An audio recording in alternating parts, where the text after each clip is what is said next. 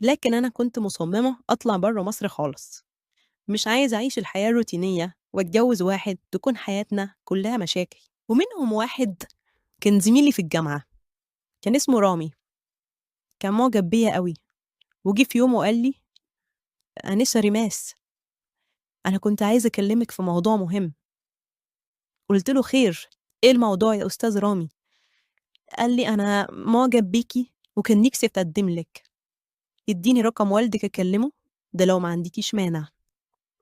قُلت له: "في الحقيقة وبصراحة كده أنت أي بنت تتمناك يا أستاذ رامي، بس أنا ليّا أسباب تخلّيني أرفض الجواز."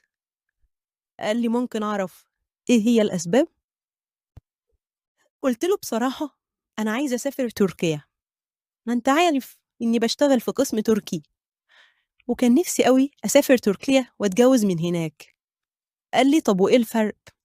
قُلت له: "الفرق كبير طبعًا، أولًا لمّا أتجوّز من تركيا هاعيش هناك، غير إنّي هاتجوّز راجل رومانسي وبيحبّني وبيحترمني وبيقدّر أي حاجة أعملها، هاعيش حياة أكون فيها سعيدة." ضحك وقال لي: "هو أنتِ فاكرة إن أنتِ هتتجوّزي مهند؟ أنتِ فاكرة الحياة في تركيا زي المسلسلات؟ بجد يا ريماس لو بتفكّري كده بجد أنا باشفق عليكِ، وفي نفس الوقت أنا خايف عليكِ عشان الحياة مش زي ما أنتِ بتحسبيها خالص، أنتِ عايشة في أوهام." وسابني ومشي. حسّيت إنّي غضبانة أوي لمّا لقيت تعبيراته اتغيّرت لمّا عرف سبب رفضي ليه، أكنّه كان ندمان إنه فكّر يتجوّزني أو شاف إن عقلي صغيّر. المهم إنّي ما اهتمتش بكلامه وفضلت أرفض في عرسان وفضلت من غير جواز، لحد ما في يوم كان في شركة محتاجة متحدثين باللغة التركية، والشركة دي كانت مشروع استثماري، يعني صحابها أتراك، وطبعًا قدّمت فيها واتقبلت بكل سهولة.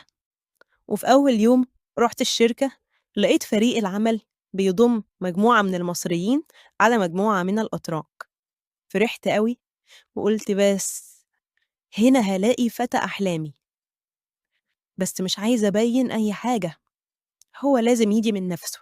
ورغم إن كان ليّا زمايل كتير، بس أنا كنت مركّزة في شغلي، كنت دايمًا باغلط في الشغل لإن أنا ما اشتغلتش في شركة قبل كده، فكان في واحد زميلي كان دايمًا بيساعدني، الشاب ده كان اسمه براك.